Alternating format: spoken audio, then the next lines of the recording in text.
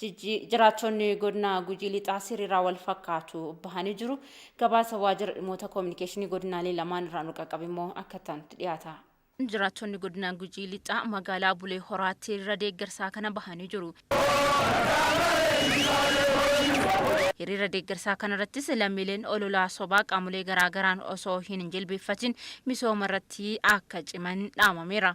Nuti durillee gizee xaaliyaanillee tokkummaan wal qabannee garbummaa faranjii jalan bullu jennee wal qabannee haanee warra baasineedha.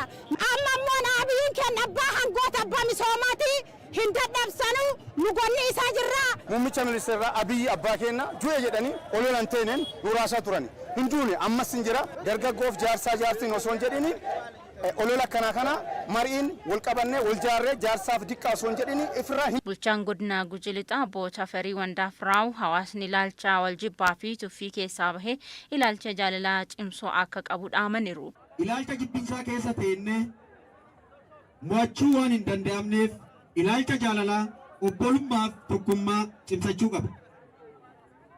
Misoomaan badhaadhina fiduuf nagaa mirkaneessuuf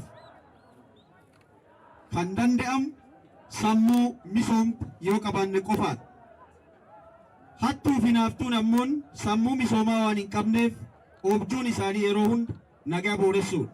Komishinarri Komishinii Misooma Horsiisee Bulaatti qindeessaan Misooma Horsiisee Bulaa obbo Roobaa Tarcee jijjiiramaa yeroo ammaa biyyattii keessatti dhufe cinaa dhaabbachuun akka utuban eeruun tokkummaan uummataas cimu akka qabu hubachiisaniiru. Itti gaafatamummaa biyya kana bulchuu yeroo harka isaatti galu jaalalli waa hunda bitaa obsuun waa hunda bitaa jedhee jaalalaan biyya ijaaruu jalqabe. Ijaarsi sun itti fufee jira. Hir'annee obsis biyya qabaa obsis haqa qabaa yeroo isaatiitti yeroo uummanni Itoophiyaa guutuun injifannoon kun duubatti deebi'uu hin dandeenye jedhe isin dabalatee kaabaa fi kibbaa duubatti deebi'uu kan dandeenye mirkaneessitanii jirtan humna keessaniin yaada keessaniin mallaqa keessaniin ijoollee keessan wareegdanii jijjiirama kana tursitan.